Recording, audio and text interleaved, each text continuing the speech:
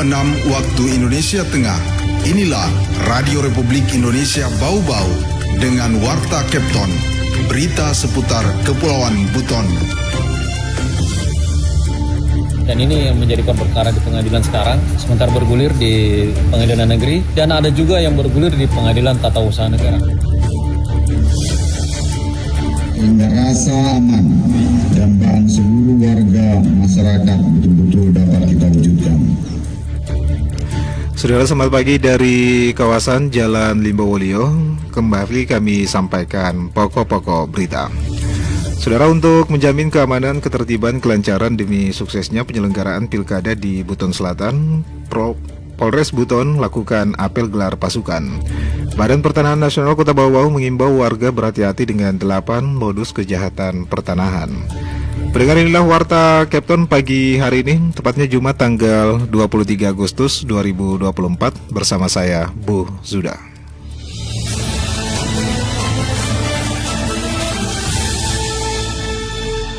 Saudara, untuk menjamin keamanan, ketertiban, kelancaran demi suksesnya penyelenggaraan Pilkada di Kabupaten Buton Selatan, Polres Buton lakukan apel gelar pasukan di lapangan Lakarada.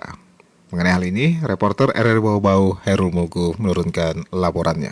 Sehingga rasa aman dan bahan seluruh warga masyarakat betul-betul dapat kita wujudkan.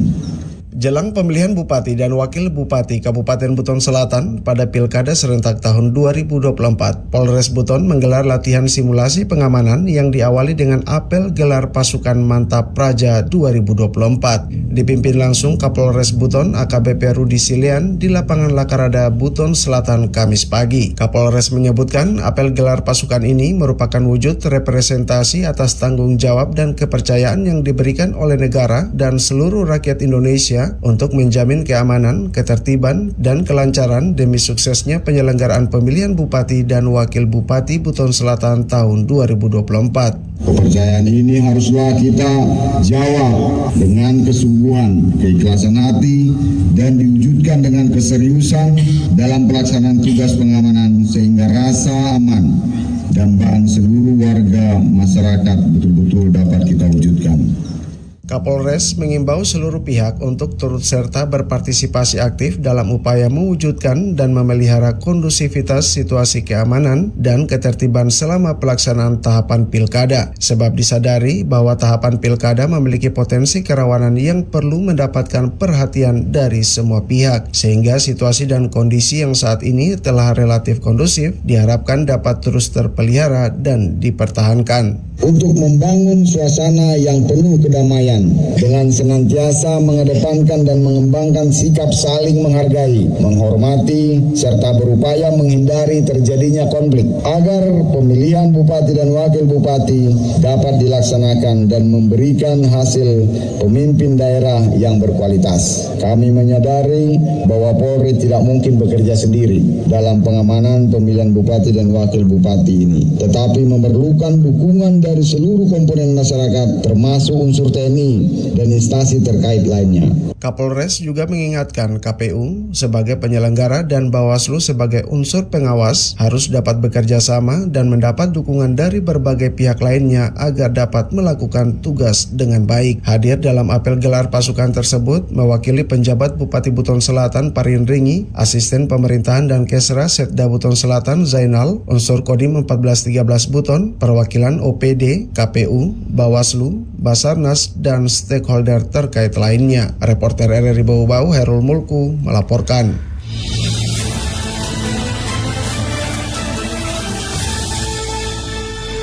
Saudara, Badan Pertanahan Nasional Kota Bau-Bau mengimbau warga berhati-hati dengan 8 modus kejahatan pertanahan. Terkait hal ini, Afriansa menurunkan laporannya.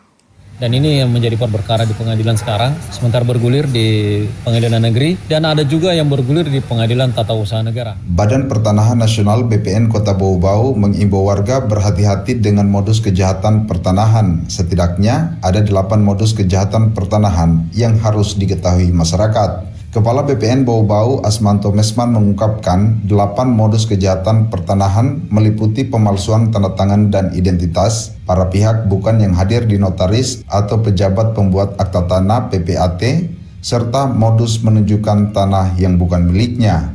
Lebih lanjut, kata Asmanto, modus lainnya dengan menjual kembali tanah yang sudah perikatan jual beli, menjual tanah yang sudah disewakan, mensertifikatkan kembali tanah yang telah dijual, serta modus mensertifikatkan tanah kosong yang diterlantarkan pemiliknya dan tidak pernah membayar pajak. Diakui Asmanto, dari sejumlah modus tersebut, BPN Bau-Bau kerap digugat diantaranya karena diduga notaris PPAT tidak menghadirkan para pihak, adanya pemalsuan tanda tangan, serta tanah yang sudah dijual ke orang lain dijual kembali. Dan ini yang menjadi perkara di pengadilan sekarang, sementara bergulir di pengadilan negeri, dan ada juga yang bergulir di pengadilan tata usaha negara di Kendari tentang usul pembatalan sertifikat. Menurut Asmanto, untuk menghadapi modus kejahatan pertanahan tersebut perlu ada sinergi antar stakeholder terkait. Karena itu dirinya berharap seluruh pihak terkait mulai dari lurah, notaris PPAT, termasuk BPN agar dalam membuat dokumen pertanahan lebih teliti, punya itikat baik, serta jujur. Kalau di BPN, kata Asmanto, jika melakukan kerja-kerja tidak jujur maka akan mudah ketahuan, sebab bisa dipastikan dokumen tersebut akan berperkara di pengadilan. Kalau kami di pertanahan akan ketahuan jika sesuatu proses pemberian hak atas tanah atau peralihan hak atas tanah, warisan itu kalau sesuatu yang tidak jujur pasti akan ketahuan, itu tanah-tanah yang nantinya akan berperkara di pengadilan. Reporter RRI Bau-Bau, Afriansa melaporkan. Anda sedang mendengarkan Warta Kepton, berita seputar Kepulauan Buton. Saudara, kita beralih ke berita berikutnya. Pembangunan Lapas Bau-Bau masih menunggu realisasi anggaran dari pemerintah pusat. Sesuai rancangan pembangunan, lapas tersebut akan menelan anggaran 55 miliar rupiah. Terkait hal ini, Waude Nurliani menurunkan laporannya. Realisasi pembangunan lembaga pemasyarakatan lapas kelas 2A Bau-Bau yang baru di atas lahan seluas 5 hektar di kawasan Wakonti, Kecamatan Wolio, Bau-Bau, tinggal menunggu realisasi anggaran pemerintah pusat. Sejak beberapa tahun terakhir, pihak lapas terus menggenjot kelengkapan administrasi, termasuk lahan hibah pemerintah daerah Kota Bau-Bau, agar menjadi milik lapas sebagai syarat wajib pendirian sebuah bangunan kantor. Kepala Lapas Bau-Bau Herman Melawarman menuturkan, prinsipnya tahapan awal administrasi pengusulan pembangunan lapas baru tidak ada kendala. Beberapa tahun belakangan pihaknya menggenjot seluruh persyaratan pembangunan lapas baru, termasuk sediaan lahan untuk jalan masuk menuju lahan pembangunan. Bahkan beberapa masyarakat turut menghibahkan lahannya untuk akses jalan masuk menuju lokasi pembangunan lapas baru. Dan kami sudah berupaya melalui kantor wilayah diteruskan ke pusat dalam hal pengusulan. Dan beberapa bulan kemarin dari pusat sudah melakukan pemeriksaan dokumen apa semua lokasi bahwa tanah yang kita tempat itu layak untuk dibangun lapas karena sudah mempunyai sertifikat sendiri. Sesuai rancangan anggaran biaya yang telah disusun untuk bangunan lapas baru ini akan menelan anggaran sebesar 55 miliar rupiah. Anggaran lebih dari 0,5 triliun ini diyakini mampu menghasilkan bangunan lapas yang lengkap dengan sarana prasarana penunjang kegiatan pembinaan napi dan tahanan serta sarana olahraga hingga tempat ibadah. Bangunan lapas Bau-Bau baru diupayakan memberikan kenyamanan bagi penghuninya selama menjalani masa pembinaan dan rehabilitasi. Bahkan bangunan tersebut dirancang dengan sistem keamanan yang tinggi. Sesuai dengan rancangan, bangunan lapas baru ini diupayakan menjadi percontohan lembaga pemasyarakatan terintegrasi terbaik di Sulawesi Tenggara, apalagi wilayah Kepulauan Buton nantinya akan mekar menjadi provinsi baru. Memang kata Herman, kondisi lapas saat ini sangat memprihatinkan. Kapasitasnya telah overcrowded hampir 300%. Terdata ada 569 napi dan tahanan, sementara kapasitasnya seharusnya hanya 196 orang. Waude Nurliani, reporter Bau-Bau, melaporkan.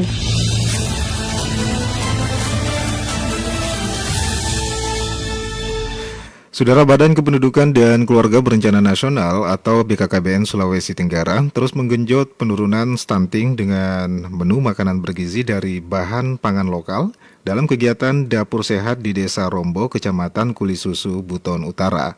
Perwakilan BKKBN Sulawesi Tenggara, Sudirman, mengatakan pihaknya terus menggenjot upaya penurunan angka stunting sesuai target nasional. Angka stunting bisa turun hingga 14%. Adapun limit waktunya tinggal sekitar 2 bulan lagi, di mana pemerintahan Presiden Joko Widodo akan berakhir. Sudirman juga mengatakan tim kerja Pengendalian Pendudukan Perwakilan BKKBN Sultra saat ini terus berupaya untuk menurunkan angka stunting di Bumi Anoa dengan cara menelusuri desa-desa yang ada di pelosok. Salah satunya adalah menggelar kegiatan pemberdayaan kelompok masyarakat di Kampung Keluarga Berkualitas atau Kampung KB dalam percepatan penurunan stunting di Desa Rombo, Kulisusu, Buton Utara. Sudirman juga menyampaikan kegiatan yang difasilitasi merupakan wujud keseriusan pimpinan BKKBN dalam rangka percepatan penurunan stunting, sehingga dirinya juga didampingi beberapa staf datang hingga ke desa tersebut. Kemudian di samping itu, dia juga mendapatkan ilmu dan juga informasi berharga terkait pencegahan stunting. Warga juga bisa melihat langsung proses demo memasak menu makanan bergizi dari bahan pangan lokal dalam kegiatan Dapur Sehat Atasi Stunting yang juga dipelopori ibu-ibu PKK setempat.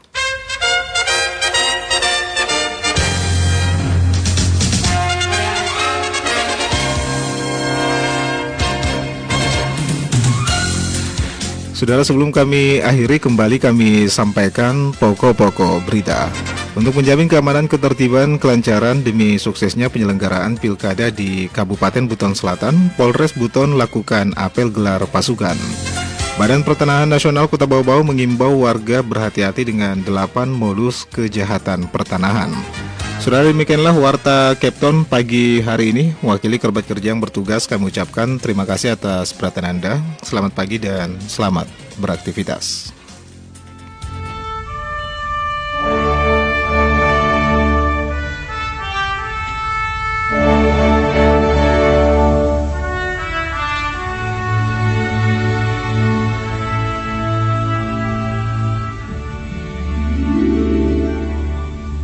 Yeah.